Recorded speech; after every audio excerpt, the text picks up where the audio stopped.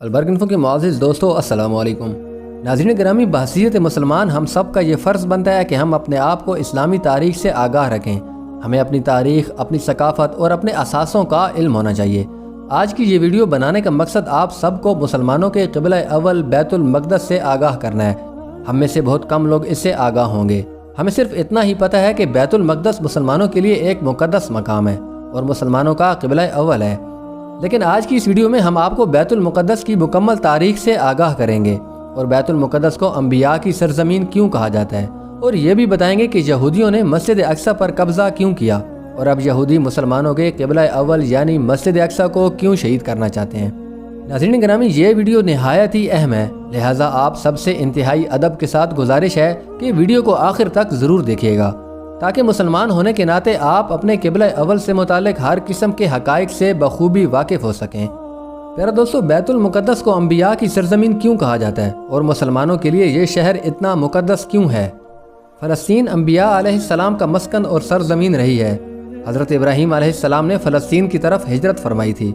اللہ تعالیٰ نے حضرت لوط علیہ السلام کو اس عذاب سے نجات دلائی جو ان کی قوم پر اسی جگہ نازل ہوا تھا۔ حضرت داؤد علیہ السلام نے اسی سرزمین پر سکونت رکھی اور یہیں پر اپنا ایک محراب بھی تعمیر فرمایا تھا۔ حضرت سلیمان علیہ السلام اسی ملک میں بیٹھ کر ساری دنیا پر حکومت فرمایا کرتے تھے۔ حضرت زکریا علیہ السلام بھی بیت المقدس میں دفن ہیں۔ حضرت موسیٰ علیہ السلام نے اس ملک کے بارے میں اپنی قوم سے کہا تھا کہ اس مقدس شہر میں داخل ہو جاؤ۔ انہوں نے اس شہر کو مقدس اس شہر کے شرک سے پاک ہونے اور انبیاء علیہ السلام کا مسکن ہونے کی وجہ سے کہا تھا۔ حضرت عیسیٰ علیہ السلام کو جب ان کی قوم نے قتل کرنا چاہا تھا تو اللہ تعالیٰ نے انہیں اسی شہر سے آسمان پر اٹھا لیا تھا۔ قیامت کی علامات میں سے ایک حضرت عیسیٰ علیہ السلام کا زمین پر دوبارہ تشریف لانا ہے۔ یہ بھی اسی شہر میں موجود مسجد اقصی میں ہوگا اور اسی شہر میں حضرت عیسیٰ علیہ السلام دجال کو قتل کریں گے۔ حضور اکرم صلی اللہ علیہ وآلہ وسلم معراج کی رات آسمان پر لے جانے سے پہلے مکہ مکرمہ سے بیت المقدس میں ہی لائے گئے تھے اور آپ صلی اللہ علیہ وآلہ وسلم نے جہاں تمام انبیاء کرام کی امامت بھی فرمائی تھی۔ اس طرح فلسطین تمام انبیاء کا مسکن بن گیا اور بیت المقدس مسلمانوں کے لیے ایک مقدس ترین شہر کی صورت اختیار کر گیا۔ پیارا دوستو، مسجد اقصی کی بنیاد حضرت یعقوب علیہ السلام نے ڈالی تھی اور اسی وجہ سے بیت المقدس آباد ہوا۔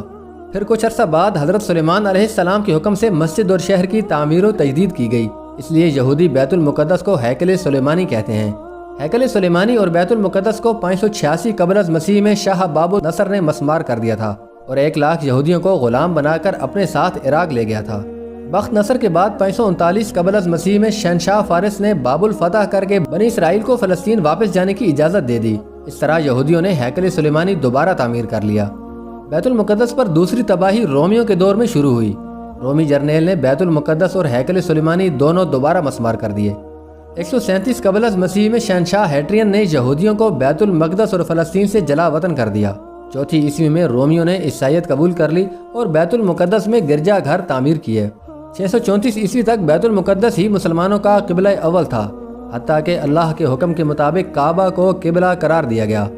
17 ہجری یعنی 639 عیسوی میں عہد فاروقی میں عیسائیوں سے ایک معاہدے کے تحت بیت المقدس پر مسلمانوں کا قبضہ ہو گیا۔ خلیفہ عبد المالک کے دور میں یہاں مسجد اقصی کی تعمیر عمل میں آئی۔ 1099 میں پہلی صلیبی جنگ کے موقع پر یورپی صلیبیوں نے بیت المقدس پر قبضہ کر کے 70,000 مسلمانوں کو شہید کر دیا۔ 1387 عیسوی میں سلطان صلاح الدین ایوبی نے بیت المقدس کو عیسائیوں کے قبضے سے چھڑا لیا۔ پہلی جنگ عظیم دسمبر 1917 کے دوران انگریزوں نے بیت المقدس اور فلسطین پر قبضہ کر کے یہودیوں کو آباد ہونے کی اجازت دے دی۔ یہود و نصارہ کی سازش کے تحت نومبر 1947 میں اقوام متحدہ کی جنرل اسمبلی نے دھاندلی سے کام لیتے ہوئے فلسطین عربوں اور یہودیوں میں تقسیم کر دیا۔ جب 14 مئی 1948 کو یہودیوں نے اسرائیل کے قیام کا اعلان کر دیا تو پہلی عرب اسرائیل جنگ چھڑ گئی۔ اس جنگ کے نتیجے میں اسرائیلی فلسطین کے 78% رقبے پر قابض ہو گئے، تاہم بیت المقدس اردن کے قبضے میں آ گیا۔ تیسری عرب اسرائیل جنگ جون 1967 میں اسرائیلیوں نے بقیہ فلسطین اور بیت المقدس پر بھی تسلط جما لیا۔ یوں مسلمانوں کا قبلہ اول یہودیوں کے قبضے میں آ گیا۔ یہودیوں کے بقول 70 عیسوی کی تباہی کے بعد ہیکل سلیمانی کی دیوار کا کچھ حصہ بچا ہوا ہے، جہاں کئی سالوں سے یہودی زائرین آ کر روتے ہیں اور دعائیں کرتے ہیں۔ وہ اس دیوار کو مقدس مانتے ہیں۔ اب یہودی مسجد اقصیٰ یعنی مسلمانوں کے قبلہ اول کو گرا کر ہیکل تعمیر کرنے کے منصوبے بنا رہے ہیں۔ اسرائیل نے بیت المقدس کو اپنا دارالحکومت بھی بنا رکھا ہے۔ پیارے دوستو، آج آپ دیکھ سکتے ہیں کہ مسجد اقصیٰ میں کیا ہو رہا ہے۔ یہودیوں کا منصوبہ جو یہ اپنے تیسرے ہیکل کے لیے پہلے سے تیار کر چکے ہیں، اس کو اب یہ ایک باقاعدہ شکل دینے والے ہیں، یعنی مسجد اقصیٰ کو شہید کیا جائے گا اور اس کے اوپر ان کا تیسرا ہیکل تعمیر ہوگا۔ یہ تمام حالات دنیا کو اس بڑی جنگ کی طرف لے کر جا رہے ہیں جس کے بارے میں حضرت محمد مصطفیٰ صلی اللہ علیہ وآلہ وسلم نے پیشن گوئیاں فرمائی ہیں کہ تاریخ انسانی کی سب سے بڑی جنگ الملحمۃ الکبریٰ آنے والی ہے، جس کے بعد قیامت آ جائے گی۔ حضور اکرم صلی اللہ علیہ وآلہ وسلم نے فرمایا کہ لوگوں، وہ وقت آ کر رہے گا کہ جب نہ قاتل کو پتہ ہوگا کہ وہ کیوں قتل کر رہا ہے اور نہ مقتول کو پتہ ہوگا کہ اسے کیوں قتل کیا گیا۔ احادیث مبارکہ میں یہ بھی آیا ہے کہ اس جنگ میں ہر 7 میں سے 6 لوگ یا ہر 5 میں سے 3 لوگ ختم ہو جائیں گے۔ یروشلم سے 200 میل تک اتنا خون ہوگا کہ گھوڑوں کی باغیں تک خون میں ڈوب جائیں گی اور اس قدر لاشیں گریں گی کہ پورا علاقہ ڈھک جائے گا۔ ایک پرندہ مسلسل اڑتا چلا جائے گا، اسے زمین پر بیٹھنے کے لیے خالی جگہ نہیں ملے گی، یہاں تک کہ جب وہ تھک کر گر جائے گا تو وہ لاشوں پر ہی گرے گا۔ پیارے دوستو، کوئی ایسا فتنہ نہیں، کوئی ایسی مصیبت نہیں جو اس امت پر نہ پڑی ہو اور اللہ کے رسول صلی اللہ علیہ وآلہ وسلم نے پہلے بتا نہ دیا ہو۔ رسول اکرم صلی اللہ علیہ وآلہ وسلم نے فرمایا، قریب ہے کہ دیگر قومیں تم پر ایسے ٹوٹ پڑیں جیسے کھانے والے پیالوں پر ٹوٹ پڑتے ہیں۔ تو ایک کہنے والے نے کہا، کیا ہم اس وقت تعداد میں کم ہوں گے؟ آپ صلی اللہ علیہ وآلہ وسلم نے فرمایا، نہیں، بلکہ تم اس وقت بہت ہوگے، لیکن تم سیلاب کی جھاگ کی مانند ہوگے جس کا کوئی وزن نہیں ہوتا۔ اللہ تعالیٰ تمہارے دشمنوں کی سینوں سے تمہارا خوف نکال دے گا اور تمہارے دلوں میں وہن ڈال دے گا۔ تو پوچھا گیا، اللہ کے رسول صلی اللہ علیہ وآلہ وسلم، یہ وہن کیا چیز ہے؟ آپ صلی اللہ علیہ وآلہ وسلم نے فرمایا، یہ دنیا کی محبت اور موت کا ڈر ہے۔ ناظرین گرامی، کیا آج ہمارے دلوں میں دنیا کی محبت نہیں پیدا ہو گئی؟ یہ سوال ہم سب کو خود سے پوچھنے کی ضرورت ہے۔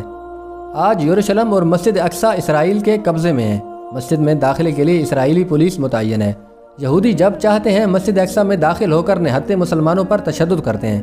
مسجد اقصیٰ ایک بار پھر سے کسی صلاح الدین ایوبی کے انتظار میں ہے۔